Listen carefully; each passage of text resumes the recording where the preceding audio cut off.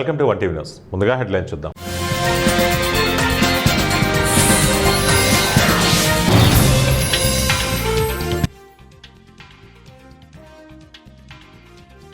భారత్తో డీల్ కుదిరింది America president Donald Trump.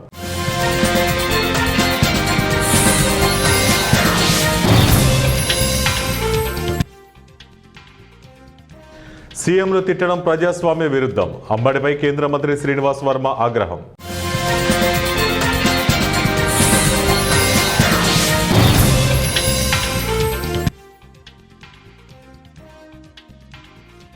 Sajjanar పక్షపాతంగా వ్యవహరిస్తున్నారు, హరీష్ రావు ఆగ్రహం. అమెరికా అధ్యక్షుడు డొనాల్డ్ ట్రంప్ భారత విషయంలో మరోసారి కీలక వ్యాఖ్యలు చేశారు. ఇంతకాలం ఇరాన్ నుంచి చమురు దిగుమతులు చేసుకుంటున్న భారత్ ఇకపై వెనిజులా నుంచి చేసుకునేందుకు ముందుకొచ్చిందని పేర్కొన్నారు. ఆదివారం ఫ్లోరిడాకు వెళ్తున్న క్రమంలో ఎయిర్ ఫోర్స్ 1లో విలేకరులతో మాట్లాడుతూ ఆయన ఈ వ్యాఖ్యలు చేశారు. మేము ఇప్పటికే వెనిజులాతో ఒక డీల్ కుదుర్చుకున్నాం, అందులో కూడా భారత్ చేరనుంది. భారత్ ఇకపై వెనిజులా చమురును దిగుమతి చేసుకుంటుంది. దీనికి సంబంధించిన ఒప్పందంపై ఒక అవగాహనకు వచ్చామని ట్రంప్ తెలిపారు. అలాగే వెనిజులా చమురు కోసం చైనా కూడా తమతో చర్చలు జరిపే అవకాశం ఉందని అమెరికా అధ్యక్షుడు తెలిపారు. దీనిని మేము స్వాగతిస్తున్నామన్నారు. దీనిపై భారత్ ఇప్పటి వరకు ఎలాంటి ప్రకటన చేయలేదు. మరోవైపు వెనిజులాలో పాలనపై ట్రంప్ కీలక వ్యాఖ్యలు చేశారు. ఆ దేశం ఇప్పుడు తమ ఆధీనంలో ఉందన్నారు. తాను కోరుకున్నట్లుగానే ఆ దేశ తాత్కాలిక అధ్యక్షురాలు డెల్సీ రోడ్రిగ్స్ పరిపాలన సాగిస్తున్నారన్నారు. అక్కడి చమురు నిల్వలు పూర్తిగా అమెరికా చేతికి వచ్చే వరకు ఆమెనే తాత్కాలిక నాయకురాలిగా కొనసాగుతారని తెలిపారు. ఫోన్ ట్యాపింగ్ విచారణ పూర్తి కాకముందే అది అక్రమమని సజ్జనార్ ప్రకటించడం చట్టం విరుద్ధమని బీఆర్ఎస్ కీలక నేత హరీష్ రావు ఆగ్రహం వ్యక్తం చేశారు. హైదరాబాద్ సిటీ చీఫ్ అయిన సజ్జనార్ పక్షపాతంగా వ్యవహరిస్తున్నారని విమర్శించారు. పోలీసుల పని దర్యాప్తు మాత్రమేనని, తీర్పులు ఇవ్వడం కాదని హరీష్ రావు హితవు పలికారు. ఫోన్ ట్యాపింగ్ అక్రమము సక్రమము అనేది న్యాయస్థానం నిర్ణయిస్తుందని, ముందే తీర్పు ఇచ్చే అధికారం సిట్ చీఫ్కు ఎవరిచ్చారని ప్రశ్నించారు. సిట్ చీఫ్ హోదాలో ఉన్న సజ్జనార్ పక్షపాతంగా వ్యవహరిస్తున్నారని ఆరోపించారు. కేసీఆర్ను కనీసం ప్రతిపక్ష నేతగా కూడా సజ్జనార్ గుర్తించడం లేదన్నారు. సిట్ చీఫ్ రాజకీయ ప్రకటనలు చేస్తున్నారని, అలాంటి ప్రకటనలు చేయడం మానుకోవాలని సూచించారు. ముఖ్యమంత్రి చంద్రబాబు నాయుడుపై వైసీపీ నేత అంబటి రాంబాబు చేసిన అసభ్య వ్యాఖ్యలను కేంద్ర సహాయ మంత్రి శ్రీనివాస్ వర్మ తీవ్రంగా ఖండించారు. సోమవారం ఏబిఎన్ ఆంధ్రజ్యోతితో మాట్లాడుతూ అంబటి రాంబాబు వ్యాఖ్యలు సభ్య సమాజం సిగ్గుపడేలా ఉన్నాయని మండిపడ్డారు. రాష్ట్ర ముఖ్యమంత్రిని తిట్టడం ప్రజాస్వామ్య విరుద్ధమని, రాజకీయాల్లో నైతిక విలువలకు పూర్తిగా వ్యతిరేకమని విమర్శించారు. ప్రజాస్వామ్యంలో ప్రతిపక్షాలు కేంద్ర హోంమంత్రిని కలవచ్చన్నారు. రాష్ట్రంలో వైసీపీ నేత చేసిన అసభ్య వ్యాఖ్యల కారణంగా రాష్ట్ర కూటమి నేతలు వ్యతిరేకత వ్యక్తం చేశారని ఆయన తెలిపారు. రాష్ట్రంలో శాంతి భద్రతలకు విఘాతం కలిగిందని, రాష్ట్రపతి హోంమంత్రిని కలవాలనుకోవడం వైసీపీ రాజకీయ అజ్ఞానానికి నిదర్శనమని శ్రీనివాస్ వర్మ అన్నారు. గత ఎన్నికల్లో కేవలం 11 సీట్లకు పరిమితమైన వైసీపీకి ప్రతిపక్ష హోదా లేదని, ప్రజా వ్యతిరేక విధానాలు అవలంబించడం మంచిది కాదన్నారు. గౌరవప్రదమైన రాజకీయాలు చేయాలని ఆయన సూచించారు. ఏపీలో వైసీపీ ఆవిర్భావం కావడం రాష్ట్ర ప్రజల కర్మ అని కేంద్ర మంత్రి వ్యాఖ్యానించారు. రాష్ట్రంలో కూటమి ప్రభుత్వం అవలంబిస్తున్న రెడ్ బుక్ రాజ్యాంగానికి సహాయ సహకారాలు అందిస్తున్న పోలీసు అధికారుల వైఖరి మార్చుకోవాలని వైఎస్ఆర్సీపీ కర్నూలు జిల్లా అధ్యక్షులు ఎస్వి మోహన్ రెడ్డి అన్నారు.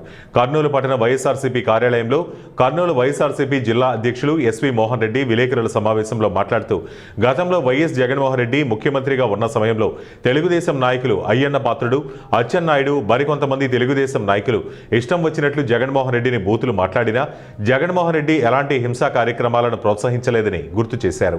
తెలుగుదేశం నాయకులు కావాలని దురుద్దేశంతో వైఎస్ఆర్సీపీ నాయకులను రెచ్చగొట్టే విధంగా మాట్లాడి వారిపైన దాడులకు పాల్పడుతున్నారన్నారు. ఇలాంటి సంఘటనలు పునరావృతమైతే కూటమి ప్రభుత్వం నాయకులు బయట తిరగలేని పరిస్థితి వస్తుందన్నారు. దాన్ని డైవర్ట్ చేయడానికి ఫ్లెక్సీలు వేసి గలాటలు పెట్టి ఈ సబ్జెక్ట్ చేశారు. అంబటి రాంబాబు గారు పొరపాటులో వచ్చినాయి అని చెప్పినారు. ఆ రోజు ఏదో ఒక ఆయన పట్టాభిరామ్ గారు మాట్లాడితే కొంతమంది యువకులు పోయి తెలుగుదేశం ఆఫీస్ మీద పడితే ఆ రోజు జగన్మోహన్ రెడ్డి గారు వాళ్ళ మీద కేసు పెట్టి లోపల పెట్టినాడు. తర్వాత మీ గవర్నమెంట్ వచ్చినాక అసలు లేని వాళ్ళని కూడా అందరినీ వైఎస్ఆర్ కాంగ్రెస్ పార్టీ నాయకులను దానిలో కేసులు పెట్టాడు.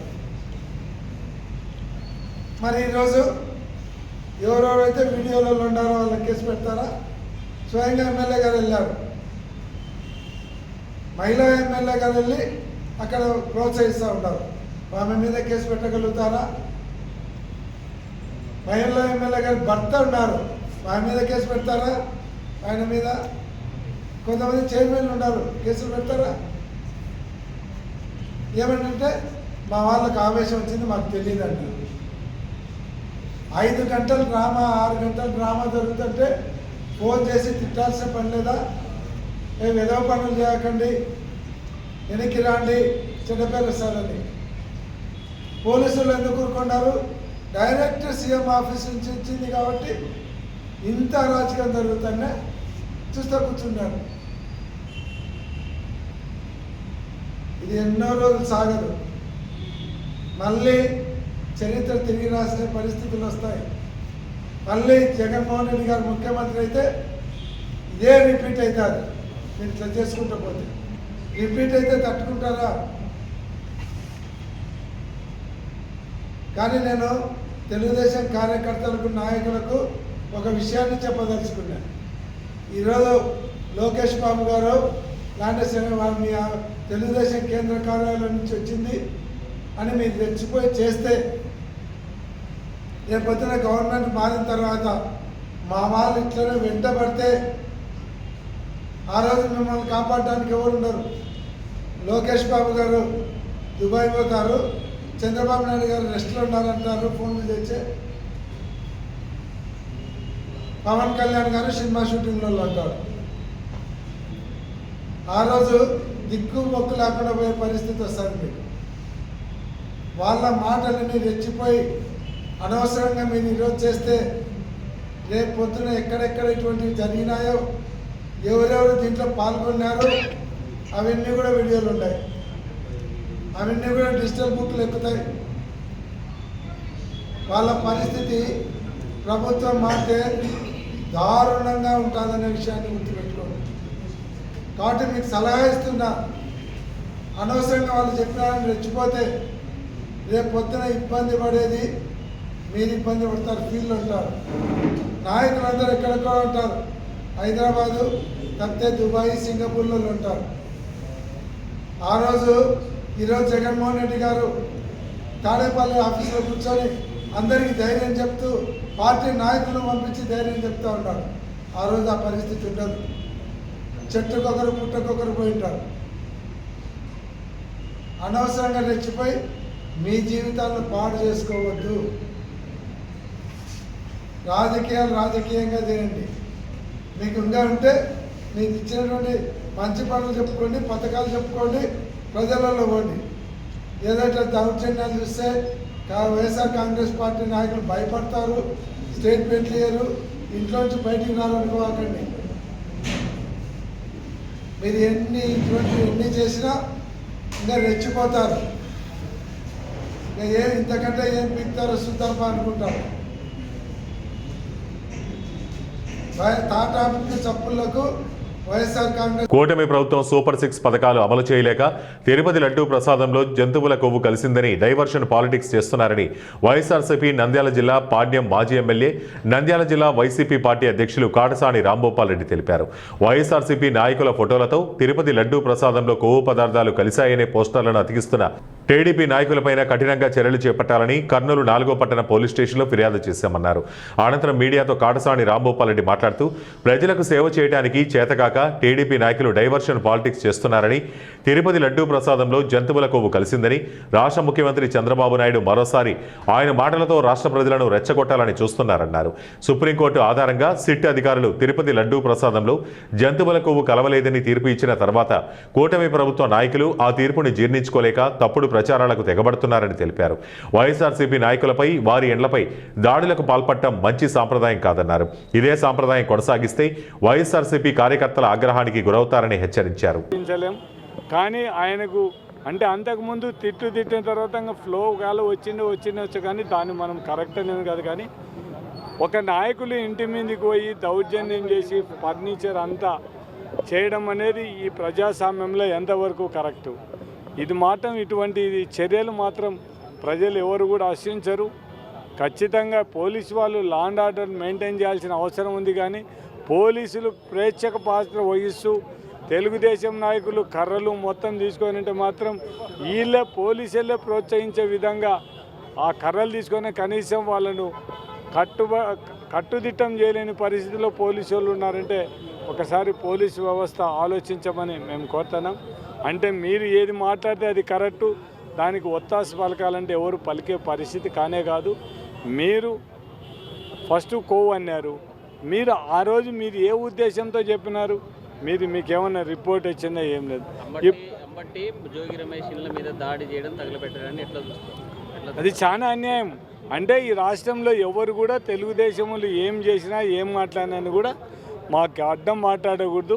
మేమేం చేసినా మీరు చూస్తూ ఊరుకొండాలే. ఎవరైనా మాట్లాడితే మీకు కూడా ఇదే పరిస్థితి వస్తుందనే ఉద్దేశంతో సంకేతం ఇవ్వడానికి ఆ పని చేయడం జరిగింది. అంటే వీళ్ళు ఇట్లా ఎన్ని చేసినా బెదిరే ప్రసక్తే లేదు. ఖచ్చితంగా మేము చేయాల్సింది ప్రతిపక్షంలో ఉండే మేము ఖచ్చితంగా అధికార పార్టీ ఏం తప్పు చేస్తే దాన్ని ఎత్తి చూపడానికి వెనకాడే ప్రసక్తే లేదు. ఎప్పటికైనా రాజకీయాలు చేయండి, కానీ ఇట్లా అనవసరంగా మన రాజకీయాల్లో పవిత్రమైన వెంకటేశ్వర స్వామి దేవాలయాన్ని, వెంకటేశ్వర స్వామిని మనం లాగడం ఎంతవరకు కరెక్టు? ఎంతోమంది హిందువులు పవిత్రంగా భావించే లడ్డు ప్రసాదాన్ని ఈ విధంగా మనం దుష్ప్రచారం చేస్తే ఏ విధంగా ఉంటుంది? ఇటువంటి దుష్ప్రచారం చేసిన వాళ్ళను దేవుడు ఎటువంటి పరిస్థితిలో క్షమించరు. మీరు కనీసం ఇప్పటికైనా కళ్ళు తెరవండి. మీరు తెలిసి నిజాలు మీరు అనవసరంగా ఒకరి మీద ప్రాపగండా ఇవన్నీ కాకుండా ప్రజలకు మంచి పరిపాలన మీరు ఏదైతే మేము సూపర్ సిక్స్లు ఇస్తాము, జగన్మోహన్ రెడ్డి పథకాలతో కలిపి జగన్మోహన్ రెడ్డి ఇచ్చే పథకాలతో పాటు సూపర్ సిక్స్ ఇస్తామని చెప్పారు. అవన్నీ పథకాలు ఇవ్వండి, ప్రజలకు బాగుంటుంది. అంతే తప్ప అది చేతగాక ఈ విధంగా డైవర్ట్ పాలిటిక్స్ చేస్తే మాత్రం చాలా పరిస్థితి బాగుండదు. మీరు కూడా ఆలోచించుకోండి. ఎవరికి అధికారం శాశ్వతం కాదు. అధికారం వచ్చిన తర్వాత మీరు కూడా ఇవన్నీ కూడా ప్రతి ఒక్కరికి మతికి ఉంటాయి. అంతవరకు పోకుండా రాజకీయాలే చేస్తామని వాళ్ళకి విజ్ఞప్తి చేస్తాం. మేము వాళ్ళ మీద కంప్లైంట్ ఇవ్వడానికి వచ్చాం. ఇది పరిస్థితి. నేను అనవసరంగా ప్రాపగండా చేసి హిందూ వాళ్ళ మనోభావాలు దెబ్బతిన్నాయి. దాన్ని వాళ్ళు ఇష్టమైనట్టు వాళ్ళే ముందు పాల్ పోస్టర్లు పెట్టి మనుషులు రెచ్చగొట్టే విధంగా ఉంటుంది. కాబట్టి దీంట్లో ఇట్లా వాల్ పోస్టర్లు పెట్టి ఇవి చేస్తే ప్రజలు రెచ్చిపోయి ఇద్దరు మధ్య గ్రూపుల మధ్య గలాట జరుగుతాయి. కాబట్టి అటువంటిది లేకుండా ఇటువంటి వాల్ పోస్టులు పెట్టకుండా ఎవరైనా పెట్టిన వాళ్ళ మీద యాక్షన్ తీసుకోమని మనం చేయడం. నిజామాబాద్ జిల్లా కేంద్రంలోని స్వయంభూ శ్రీ శంభులింగేశ్వర ఆలయంలో ఆలయ చైర్మన్ బింగి మధు సోమవారం అన్నదాన కార్యక్రమం నిర్వహించారు. ఆలయంలో ఉన్న శివయ్యకు అర్చనలు, పూజలు నిర్వహించారు. ఘనంగా భజనలు చేసి శంకరుని కృపకు పాత్రులయ్యారు. అన్నదాన కార్యక్రమానికి భక్తులు వివిధ ప్రాంతాల నుండి వచ్చారు. ఈ కార్యక్రమంలో ఆలయ చైర్మన్ బింగి మధు, ఆలయ కార్యనిర్వహణ అధికారి కిషోర్, ఆలయ సిబ్బంది, అర్చక సిబ్బంది పాల్గొన్నారు.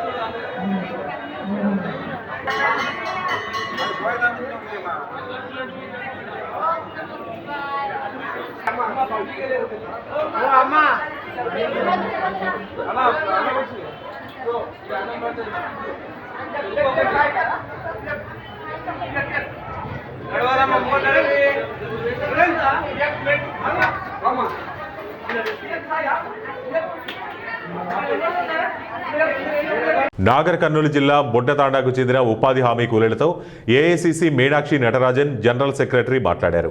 అదేవిధంగా సీఎం రేవంత్ రెడ్డితో వీడియో కాల్ చేసి మాట్లాడారు. నాగర్ కర్నూలు జిల్లా అచ్చంపేట మండలం బుడ్డతాండ, బల్మూరు మండలం చించుగూడెం గ్రామాలలో పర్యటించి ఉపాధి హామీ కూలీలతో ముఖాముఖి మాట్లాడి గ్రామ సభలో పాల్గొని వారి సమస్యలను అడిగి తెలుసుకున్నారు.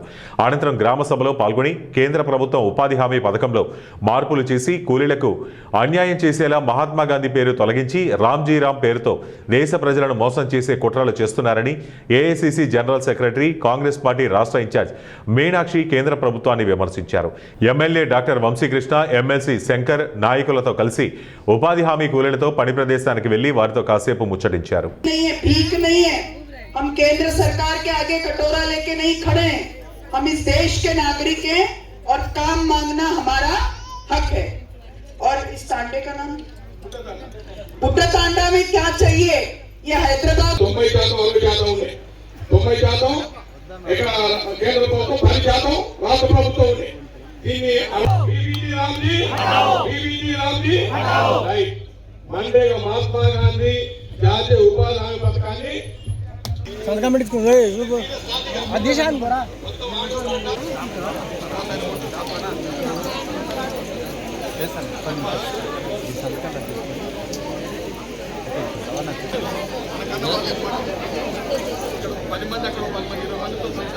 సీతారామింటి కాడ టిఫిన్ ఉంటుంది.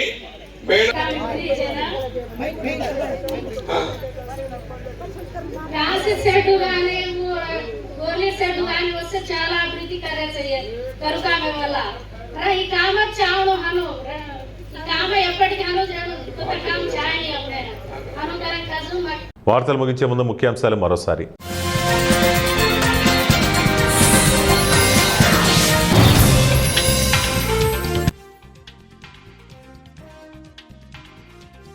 భారత్తో డీల్ కుదిరింది America president Donald Trump.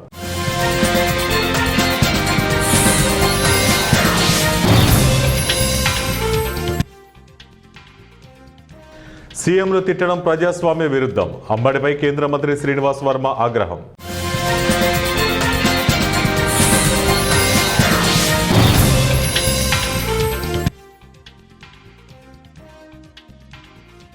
Sajjanar పక్షపాతంగా వ్యవహరిస్తున్నారు, హరీష్ రావు ఆగ్రహం. ఇవే ఇప్పటి వరకు బులెటిన్ అప్డేట్స్. మరిన్ని అప్డేట్స్ కోసం చూస్తూనే ఉండండి 1 టీవీ న్యూస్.